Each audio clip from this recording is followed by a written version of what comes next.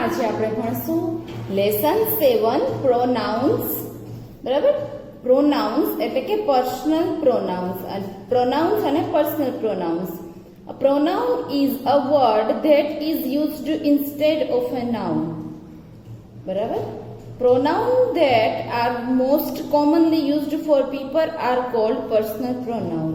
pronoun એટલે શું કે જે વ્યક્તિ બોલતા હોય અને એને પ્રોનાઉન પણ કહેવાય છે, અને બધા જ વ્યક્તિને પોતાના પર્સનલ પ્રોનાઉન હોય છે. ફર્સ્ટ પર્સન જોઈએ, આઈ. સબ્જેક્ટ એટલે હું, તમે, અમે, હી, શી, ઈટ, ધે. ઓબ્જેક્ટિવ એટલે મી. બરાબર, પછી my. Possessive mine, reflexive myself. બરાબર, આ ખાસ યાદ રાખવાનો છે કોઠો. એના પછી for the other person speaking, આપણે બીજા માટે કહીએ વી, અસ. વી એટલે અમે, અસ એટલે અમારું, અવર એટલે અમારું, અવર્સ એટલે પણ અમારું, અવર સેલ્ફ એટલે અમારા માટે. સેકન્ડ પર્સન જોઈએ, યુ. સબ્જેક્ટ યુ, ઓબ્જેક્ટ પણ યુ. બરાબર, પછી યોર, પછી પાછું યોર, અને યોર સેલ્ફ અને યોર સેલ્ફ્સ. એનું એક વચન યોર સેલ્ફ, બહુવચન યોર સેલ્ફ્સ. થર્ડ પર્સન માટે જોઈએ, હી નું હિમ થાય, હીઝ થાય, હીઝ થાય, હિમસેલ્ફ થાય. She, her, hers, herself. They, them, their, theirs, themselves. It, its, itself. આ કોઠાને વ્યવસ્થિત રીતે ખાસ તમારે યાદ રાખવાનો છે. The personal pronoun my, our, your, his, her, its and their. Personal pronoun કયા છે? તો કે ભાઈ માય એટલે કે મારું વાત હોય, મારી વાત છે તો એ પર્સનલ તમારી જ થઈ ને, તો એ માય. અવર એટલે અમારી જ વાત થઈ છે, એટલે અવર. હીઝ તેની જ વાત થઈ છે, છોકરા માટે હીઝ. હર છોકરી માટે તેણીની જ વાત થઈ છે. ઇટ્સ કોઈ પ્રાણી, પંખી, વસ્તુની વાત હશે, અને ધેર તેઓની વાત હશે. એટલા માટે વપરાય છે. When used before nouns are known as possessive, adjective or determiners. B, reflexive and demonstrative pronouns. બરાબર, first reflexive pronouns refer back to the subject in the sentence. Example, myself, ourselves, yourself, yourselves, himself, herself, themselves, itself. બધામાં self આવશે, એ રિફ્લેક્સિવ pronoun હશે. The lady asked herself why she was so unhappy.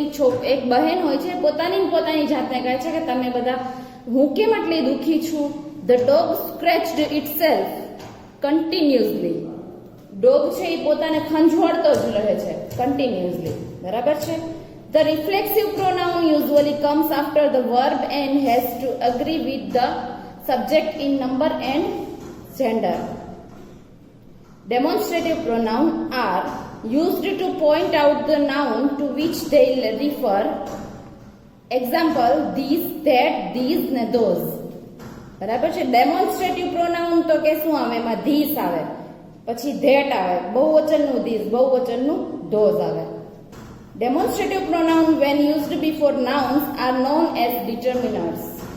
હવે જે pronoun છે ને this, આ this, this, this, સમજી ગયું? ઓકે, ચલો આપણે એક્સરસાઇઝ જોઈએ. Fill in the blanks with suitable pronoun for the brackets. ખાલી જગ્યામાં ખાલી જગ્યા sister. Sister એટલે છોકરી, તો she is my sister. ખાલી જગ્યા is a lawyer, તો she is a lawyer. ખાલી જગ્યા books, બહુવચન છે એટલે કાઉન્સ આપેલા છે તો these આવે. These books are written by Enid Blyton. ખાલી જગ્યા have read most of, ખાલી જગ્યા I have read most of them. ખાલી જગ્યા must learn to control you your એવું બધું આપેલું છે. You must learn to your control your self. તું તારી જાતને કંટ્રોલ વાંચવામાં કંટ્રોલ કર એમ કહે છે. પાકું કરતા શીખ. તો yourself. When someone makes you angry. જ્યારે તને કોઈ ગુસ્સો કરાવે ત્યારે તું તારી જાતને કંટ્રોલ કરતા શીખ. ખાલી જગ્યા શોલ ક્લીન ધીસ રૂમ. ખાલી જગ્યા we shall clean this room. Counts આપેલા છે વી, અવરસેલ્ફ, અસ, ઇટ, યુ. અવરસેલ્ફ આપણે આપણો રૂમ જાતે જ સાફ કરવો જોઈએ. આપણી જાતે. Ourselves. There is no need for you. તેના માટે તારી જરૂર નથી. To get it done for us. આ અમે અમારી જાતે કરી લઈશું. 5. They have no one but themselves. અહીંયા બધા ઉદાહરણ આપ્યા છે એમાંથી જ તમારે આન્સર લખવાના છે. They failure. 6. બુક આપેલું છે એટલે આપણે ધીસ વાપરશું. This book looks familiar. એમ આપેલું છે એટલે આઈ વાપરશું. આઈ એમ શ્યોર. ઇઝ આપ્યું છે એટલે આપણે આ તો વાપરી લીધું, ધીસ વાપરી લીધું, આઈ વાપરી લીધું. તો હવે ઇઝ આપેલું છે તો યોર્સ ને માઇન ને ધીસ ઈ બધા બહુવચન વાળા છે. તો ઇટ, ઇઝ, ઇટ પણ વપરાઈ ગયું. માઇન એટલે મારું. I am sure it is mine not yours.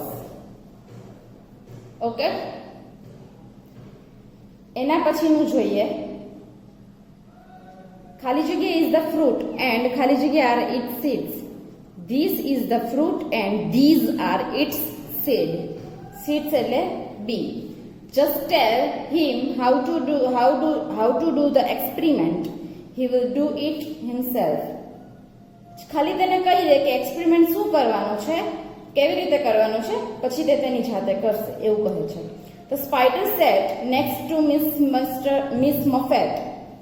It frightened her so much that she screamed and ran away. બરાબર છે.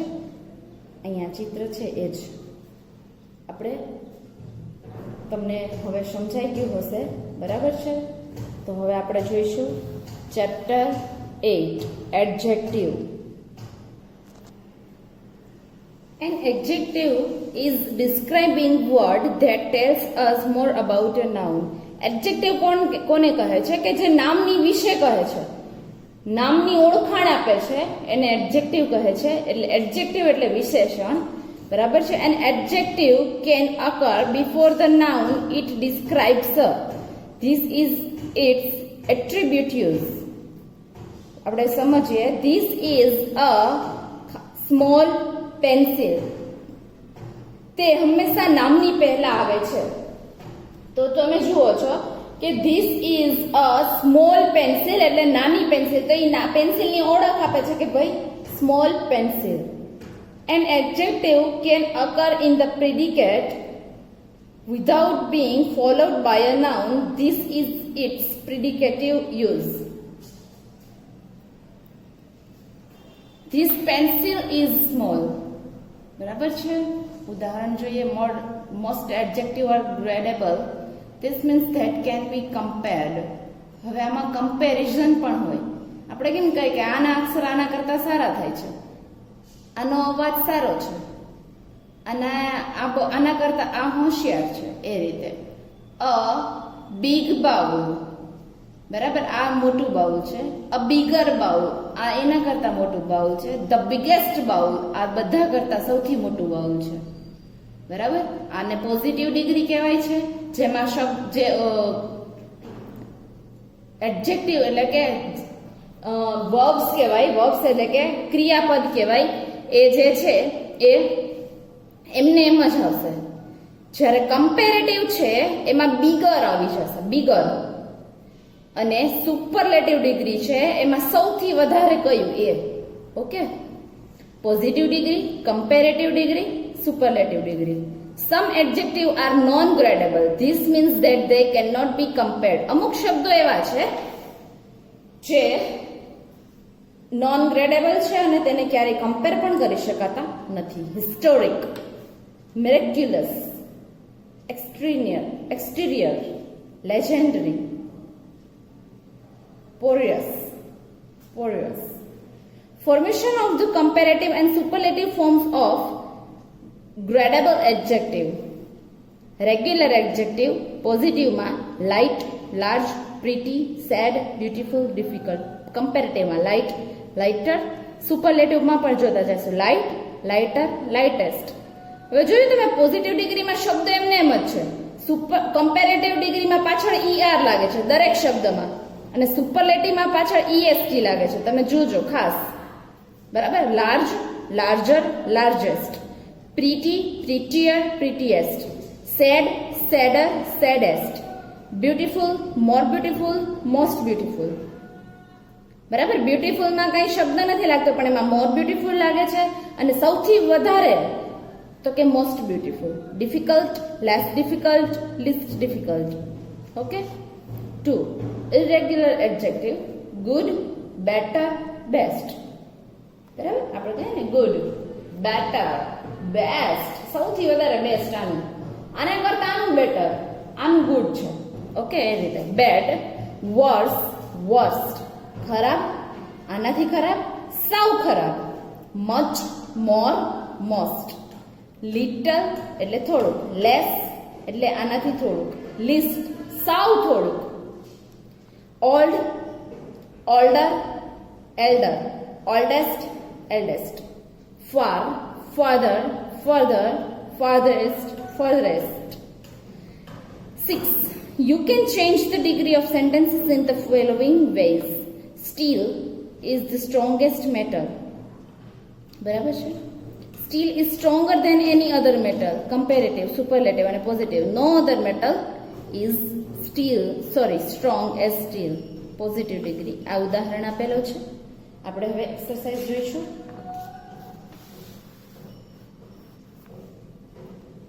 Fill in the blanks with as, then or the. For the adjective given in brackets, some may have more than one answer.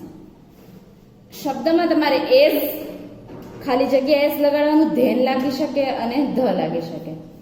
I spent more my dress than you did. It is costlier than yours.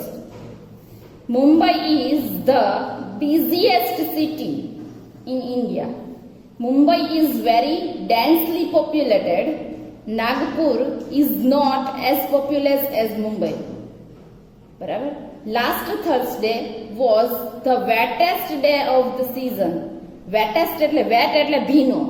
ચોમાસાનો દિવસ હશે એટલે ગુરુવારે ખૂબ વરસાદ પડ્યો હશે એટલે wettest day of the season. Samson defeated all his enemies in the battle. There was no warrior who has ખાલી જગ્યા he the braver than. બરાબર. Sunil is seen studying all the time. No one is the class is more studious than Sunil. Exercise 2 જોઈએ. Change the following sentence to the comparative and positive degree. હવે આપણે વાક્યને comparative અને positive degree માં લખવાના છે. Akbar was the greatest Mughal emperor.